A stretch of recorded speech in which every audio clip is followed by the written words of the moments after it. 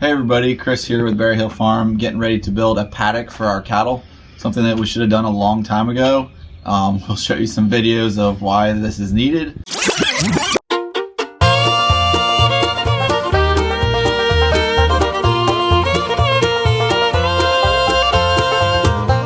I got some black locust logs from my dad, and I'm going to peel them down and burn the ends and put them in the ground. That way I don't have to buy posts, and also I'm not using a treated wood going in the ground. It's something natural, and it's going to last probably just as long as a treated post. And then we're going to put oak boards on it, and we'll show you how we do that. And the reason I do oak is because I have seen cattle break down a wire fence. It doesn't matter, they can jump on it, they can smash it. You can have the most expensive wire fence and they're 1,000-pound animals, so they can just smash it down. Wood, they would actually have to break it. So if you make a good strong wood paddock, they can't break out of it. One of the reasons why you would want to have a paddock is if you're buying cattle really from anywhere, but we buy them from the sale barn, and you don't really know what they're going to be like. They can be kind of crazy, and we've actually had them run right through our fence. Even if you're buying from someone that you kind of know or you trust, they can still be a little bit nervous going to a new place, so you want to contain them until they get used to you and your farm and they know this is your new home.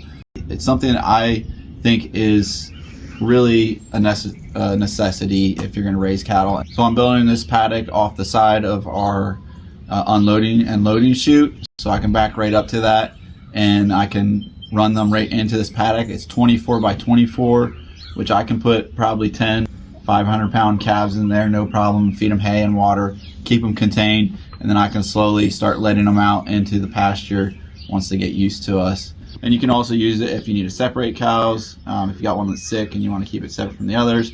It's just a very handy thing to be able to use to move cows around and to put them in and contain them if you need to for any reason. So you'll see in this video I am using a draw knife or a shave. It's used to peel the bark off of a log.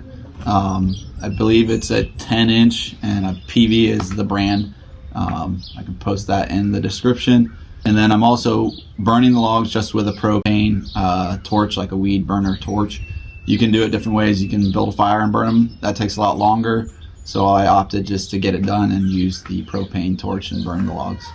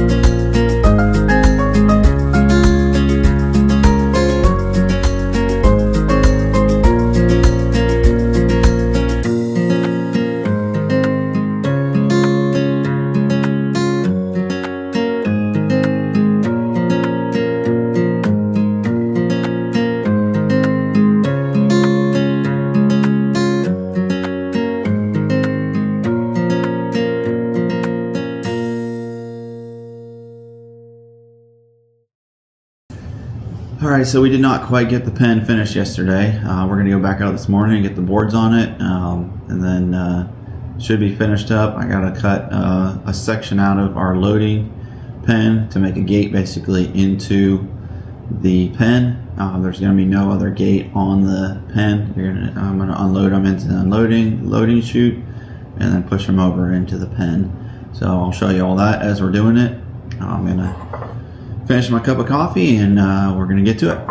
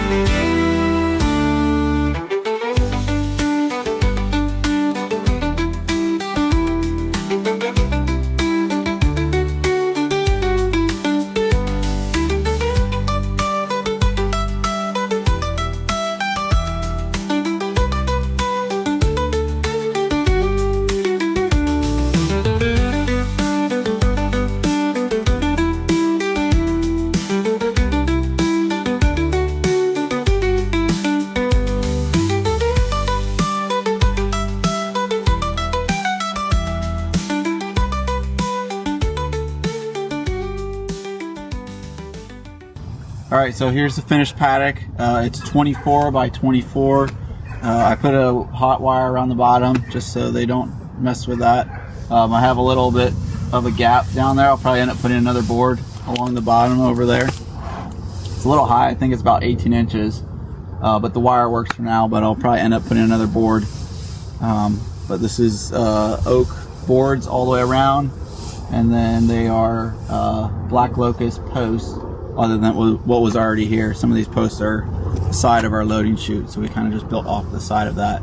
A couple things I wanted to mention. I use these headlock screws. They are a bit expensive, but they save you a lot of time and they're super strong. It replaces a 3/8 lag screw. I probably should have gone with like a 3.5 or 4 inch, but they're like 1.5 inches into the post. The threads are, so they're holding pretty good.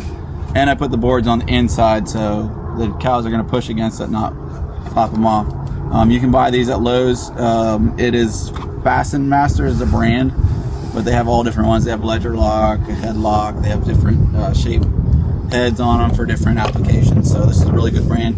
I think it cost me about 50 bucks for all the fasteners for this whole fence. So just wanted to mention that you can see the fasteners right here where I put them in. And on the back of that thing it says they hold up to 210 pounds each, so that's going to take a lot of weight. That's got 420 pounds, and then at each post, so they're not going to break off. That's the sheer strength of them. So with the posts, they are black locust posts that we cut, and then I peeled them with the log peeler. I'll do a video about that, and you'll see how I do that. So black locust is naturally a rot resistant wood. People have used it for fence posts for years. I went ahead and burned the bottom. Some guys soak them in oil and burn them. I didn't want to go through that extra step, so I just burned the bottom. And I came up about 12 inches above grade. And I have to backfill these holes with gravel. I could fill them with the dirt, but I like to put gravel in. I feel like it locks it better. And then up top, I might spray them with some type of sealant, but they're going to be pretty good up here. And then the burn will just give extra rot protection. I built this paddock on the side of our loading chute just to make it easy when we bring cattle here. I can just bring them in, and our loading chute's right here, and then this gate right here would swing open, so when we get them home I can unload them right there and then run them right in here, and it makes it easy. There's no other way in and out of here. We have to come in and out through the loading chute. So whatever I'm doing, it makes it really easy just to handle them, and I can run them out in the loading chute and out into the pasture from there. All right, so this is gonna solve a lot of our problems with cattle when we first get them. Wherever you get them from, you really don't know how they're gonna act. You like to get calm ones if you can, but that's not always the case. So this will help us. We can unload them into this, and they cannot get out of here. If they get out of this, we got a big problem. Like I said, these are solid oak boards. It's over 5 foot tall, so they can't jump it.